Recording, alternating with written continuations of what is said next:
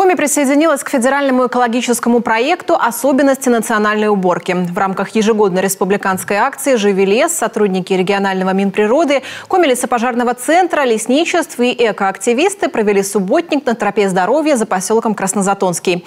Ликвидировали они и несанкционированные свалки в Сосновом Бору. В этом им помогала тяжелая техника и даже Человек-паук. Подробности у Павла Королева.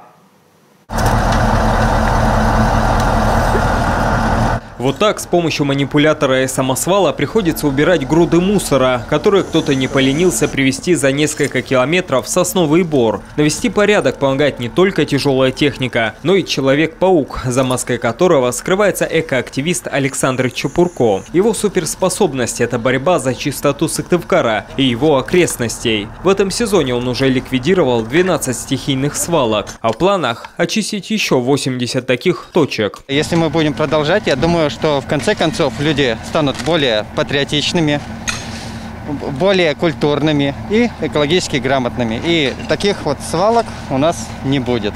Строительный мусор уедет на свалку, на пластик и стекло в переработку. Но помимо очистки Соснового Бора, участники акции постараются заложить в людях зерно бережливого отношения к природе. На тропе здоровья установят информационные баннеры, а в перспективе собираются проводить здесь уроки экопросвещения. На тропе здоровья, которая организована здесь, расположен целый спектр лесохозяйственных мероприятий, которые были проведены в разные годы по уходу за лесом, по посадке леса, по лесовосстановлению.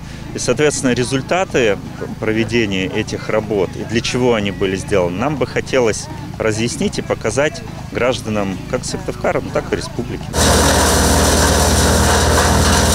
А это трудится так называемый мульчер. Измельчитель одним взмахом своих стальных челюстей превращает в труху деревья, которые иначе пришлось бы вывозить грузовиком. Месяц назад мульчер поступил на вооружение Коми лесопожарного центра. Закупили технику в рамках нацпроекта «Экология». В результате получается щепа, которая не несет пожарной опасности, да, то есть нет захламления ветками, как вы видите здесь, да, то есть образуется щепа, которая довольно быстро перегнивает и превращается в удобрение в том числе.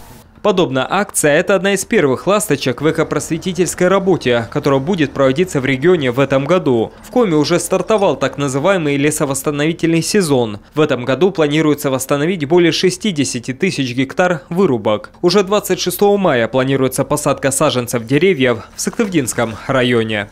Павел Королев, Иван Богомолов, телеканал Юрган.